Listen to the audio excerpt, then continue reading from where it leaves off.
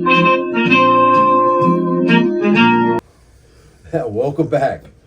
4 weeks to go. 4 weeks to go. Yeah, down to the last little bit of this session. Which is probably the most productive part of this session. Or the most dangerous to the people of the state of Missouri, whichever you prefer. Yeah. We have a guest with us this week, Representative Jamie Gragg. Would you like to tell the people where you're from? Sure. I'm from down in southwest Missouri. I'm in District 140, which is northern Christian County. Ozark is my town. I have parts of northern Nixa, and I've got all points north and east in Christian County as well. Fastest growing area in the state of Missouri, last I heard. It is. And for those of you who don't know much about the Southwest, if you've been to Branson and you're at Lambert's, that's in my district. Well, Lambert's number 2. you just threw them a little something there, didn't you? Okay, well, let's look. We've passed out of the House 144 bills that have gone to the Senate.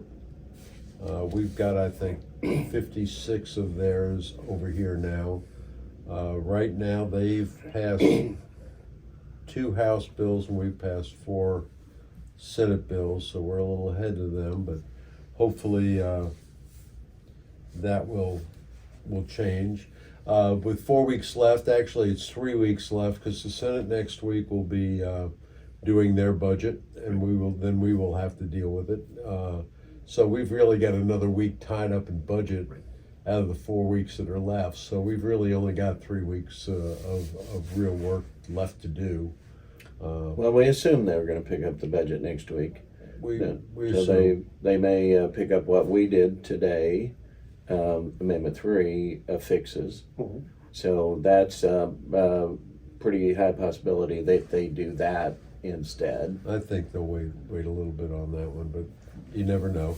I understand that the Senate's having a lot of the problems we had in budget over here, and that the new software just simply isn't working. Yeah.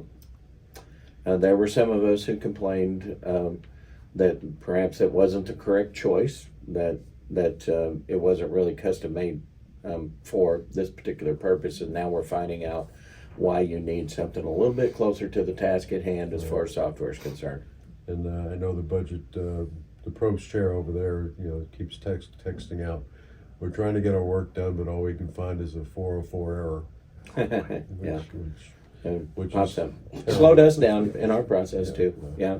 It put off us getting the budget done for at least 2 days. So at different times through the process. So yeah, it's got issues. But hey, a lot of these things do. But I think I complained at the time. I wasn't the only one. That were we making the right decision with the software that we had, or that we were buying? Beta tests are really something that we should look at. Well, and you guys had a lot more time to work with that software. The Senate has 3 weeks. Yeah. Well, they've been looking at that for a while. Good. Yeah. Jamie, what you get done this week?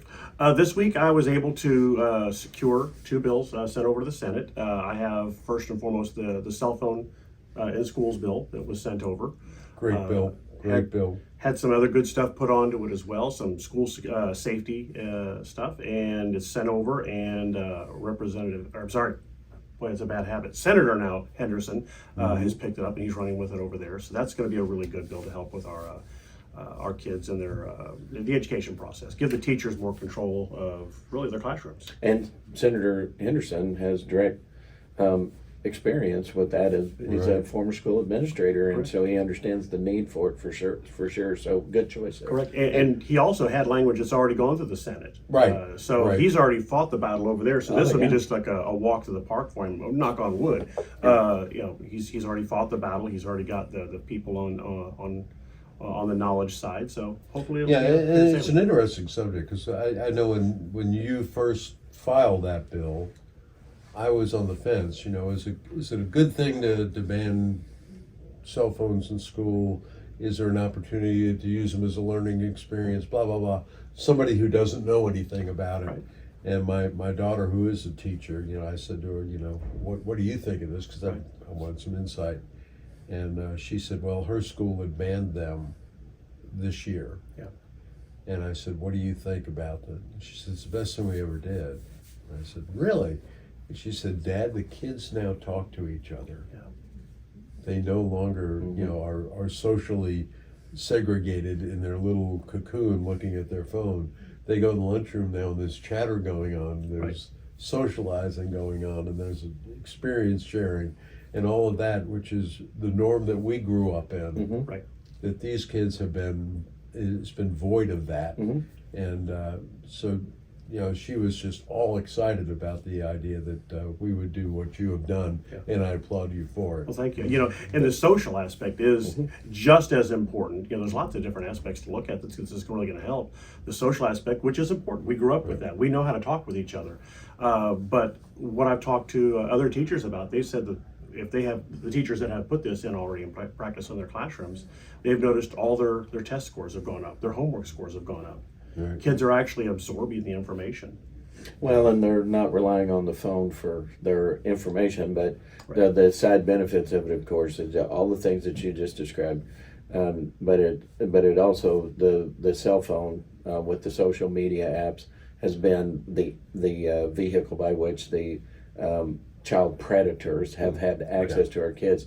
And while we can't do anything outside of school hours, at least during those school hours, there's going to be less of an opportunity for that kind of thing to happen with your bill. And there are exceptions to the bill. There's for instances like for medical. My youngest son is type 1 diabetic. He reads his numbers on his cell phone. He's got the monitor on the back of his arm. Wow. So if there's exceptions for that, if it's part of your IEP, if it's if it helps you with language barrier, those are exceptions. We have to put those in there so that we're not doing the one size fits all, because it doesn't. Right. So Well, good bill. technology is not all bad. No. And luckily, a lot of schools, they provide their students with iPads or with notebooks. And so this just takes those personal ones that, like you said, can be used for bad. The sexual predators, sending things to other people we shouldn't be sending. Correct. Surfing when we should be paying attention. So Or playing blackjack. that's right. Yeah. Yeah. Kids don't play blackjack. Don, what was your big deal this week? I've got 1442, my House Bill 1442 added on a bill from Representative Cook and Representative Harbison dealing with the same thing. It deals with the problems that the folks down in kind of south central Missouri and the Current River area are having issues with severe overreach by the federal government and the National Park Service. This bill, with the combination of the other two, seeks to address that situation. Essentially, with the federal government who, in the Park Ranger Service, feels like that they can write speeding tickets on state highways and confiscate private property and go onto private property without warrants, things that our sheriffs and our policemen would never do. And they've been doing that with impunity. And so this bill seeks to bring them back onto their property where they belong. I was over in the Senate yesterday talking to the senator about moving forward on a bill that includes two provisions that I've passed out of here, and that's on ballot language that is misleading to the public, especially when it comes to local taxation. Our school district has had two different situations. One where they had passed a levy and said on the ballot language that when that levy was paid off, when the bond that was purchased with that levy was paid off, that would go away. Later on, they passed a very small increase in the levy and said this will be now your new rate, and they said that now nullified the sunset on this other one, so they kept that 50 cents, even though that obligation was paid off. The no tax increase bond issue, but actually cost my constituents 50 cents, which is big. It adds up. It does. Yeah, because the houses in your district, and it's a value kind of a thing, but obviously they sell for a lot higher than the ones. Well, it was a lie to the public. When you say that this is going to go away when the obligation's paid off, and then you don't make it go away, I don't think it's. I think it's disingenuous. One of my big complaints over the years, and being a former school board member, was that I always complained that this is not a no tax increase bond issue, never because no taxes went up when you passed it, right? The other one is a Hancock Amendment fix, where when levies go up, or when assessments go up, the levy is supposed to be adjusted so it's equal. Correct. Equal. There was an exception in Hancock that allowed that a year when you pass anything, a levy on the ballot, you didn't have to readjust. Well, in the last cycle, our assessments averaged an 18% increase. Our school district had put on a 30-cent tax levy. Right. So they didn't roll back the taxes like Correct. we would normally do that. So instead of getting the 30 cents that the voters approved, they took 98, Right.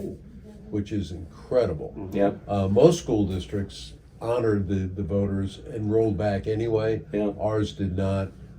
I've got legislation to close that loophole so that they still have to roll it back. They can keep what passed on the levy, Right. or on the ballot, but Something that wasn't considered in original Hancock, and there's a few of us have passed different versions of, or not passed, but filed different versions of that. I'm glad you finally got yours to a point where it looks like we might be able to do it's something with over it. in the Senate, and I think it's Yep. it's And no, it's absolutely needed to be done. And even some school administrators realize that is a loophole that's being exploited and way too much. way too much. And so I'm glad that's finally. And it's getting done. never been an issue as much as it was last year, because with inflation as great Yeah. as it was, those levy or those assessments went up much more than normal. 18% on not normal.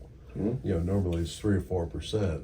Well, election integrity is not just getting a vote or an election stolen. Right. This is election integrity. Absolutely. Fair ballot language is paramount. I've got people in my district that will vote every day, all day. If it's cops or kids, I mean, yes. Well, dig down, get to the meat of what you're really voting for. Let's be fair. Let's be honest with them. Don't lie to people. There was a section of the bill that was on ballot labeling. Because they do this now, I love my puppy amendment, or Right. Yeah. and it basically said you couldn't do that anymore. You just had to say this is proposition A, B, C, D, and you could say in the ballot language, what it's for, Right.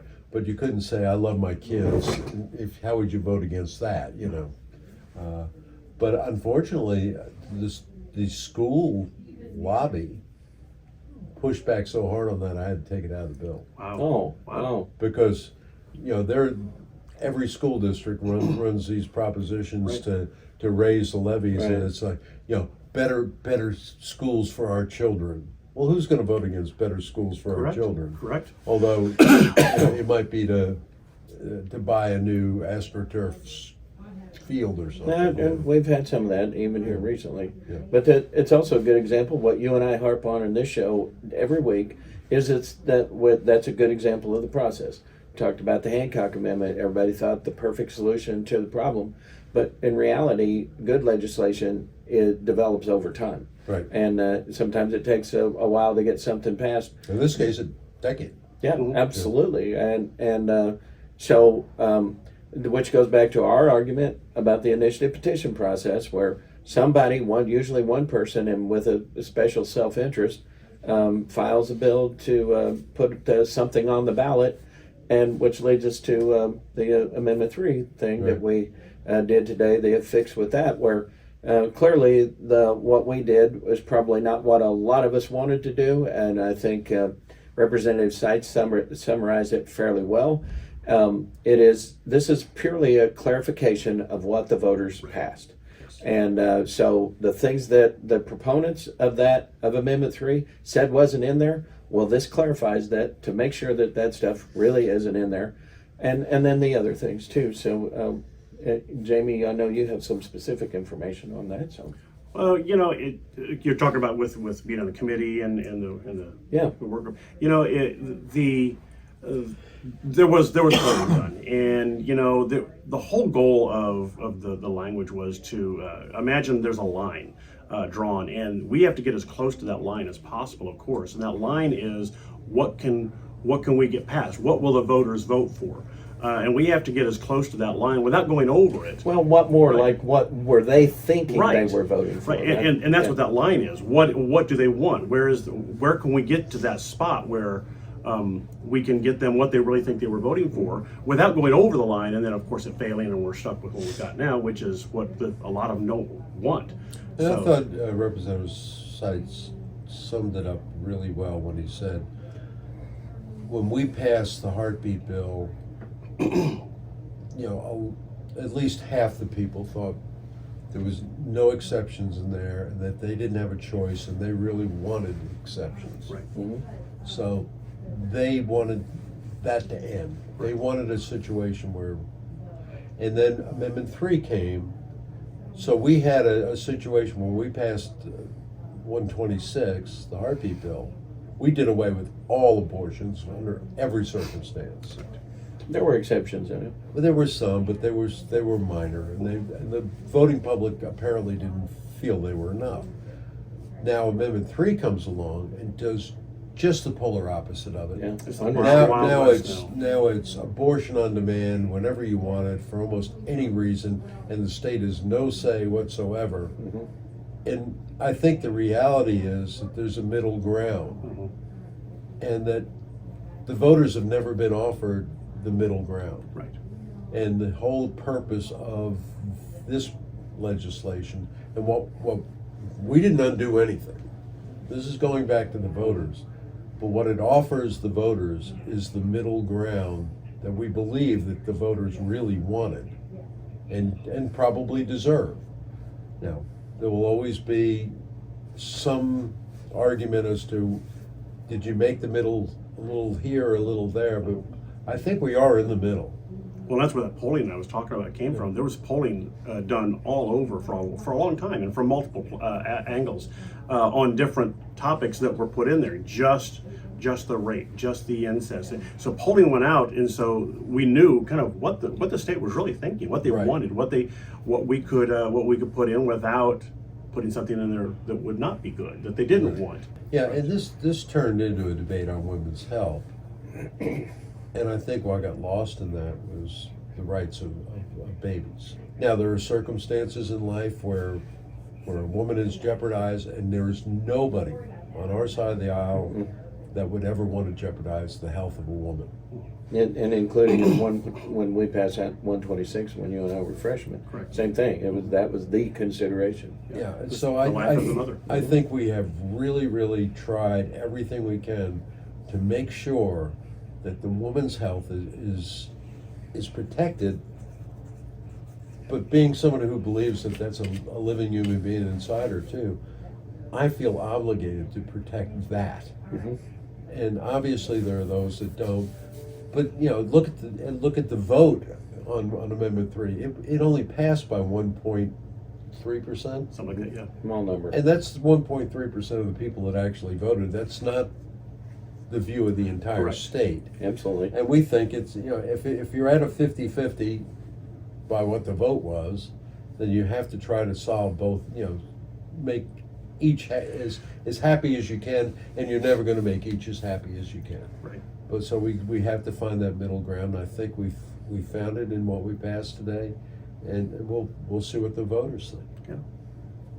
Yeah. What you were talking about with the the thought process, we've centered more on the safety and the life of the mother, and we kind of got away from talking about the sanctity of life, the Yeah. baby. Mhm. Unfortunately, and I don't know if it's because our society is thought out of sight, out of mind. I don't see the baby, but I see my daughter, I see my wife, I see my girlfriend. It's what's real is something that I can tangibly see. I think that's where we've gotten with our world. If I don't see it, it's not really there. Yeah, And that's extremely unfortunate. And I heard the remark on the floor today that this is a decision being made by old white men. Well, I don't know how a woman feels when she's pregnant. I know that I have 12 grandchildren, three great grandchildren. I have 2 daughters or 3 daughters. I've been around women all my life. I've held a baby right at birth many times over. Mhm. I can tell you that I know what a baby is, and I know what a life is, and I know what my God tells me is right. Amen. And my age and my ethnicity has nothing to do with what's in my heart. And for them to say that because I have some age on me and I think has some wisdom, that's something wrong, I think is absurd and is offensive. And we can certainly have a conversation with each other on the floor that doesn't become personalized and ugly like that. And that's what it turned into from the other side this week, and I'm really disappointed because most of those people over there, given the chance to hold a baby or kill a baby, would hold that baby. Right. I don't believe any of them would do the opposite. But the rhetoric that went on the floor today, I thought was absurd. Everybody knows my passion for babies. I mean, our baby box Great bill. that are going around the state that are Yes. saving babies. It's one of my passions.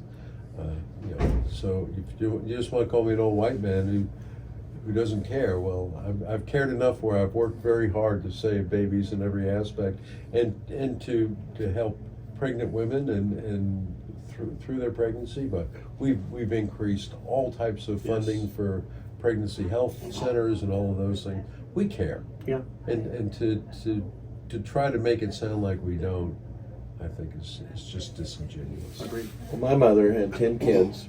She has 38 grandkids, and she has 56 great-grandkids. Right. We are obviously an adamantly pro-life family, and if you would ask my mother which one of them she could live without, she would say none. Yeah.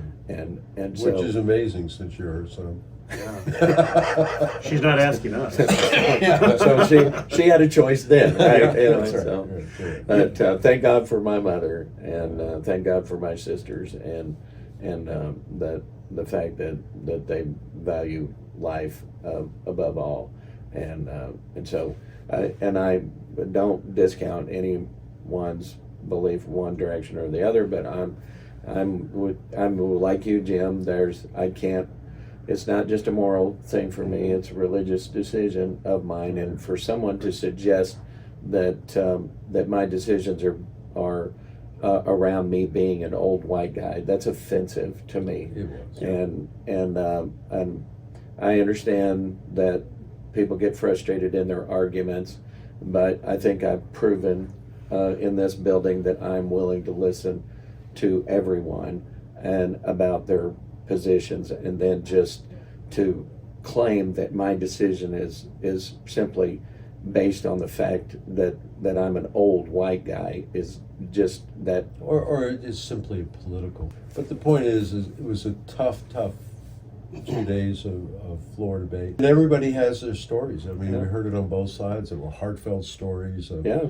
This Both situation, sides. this situation, that situation, which is why we had a bill that we were trying to find the middle ground that would handle all of them. Will it handle everything? Nothing handles everything. No. There's no perfect solution. No. But, Well, if I anyway, could take this to segue, Yeah, we're talking please. about families a lot. And you're talking You're talking my father- passion. fatherhood. That's the other thing I got across to the Senate this week is my father bill, and Yeah. this is a great bill. It really is.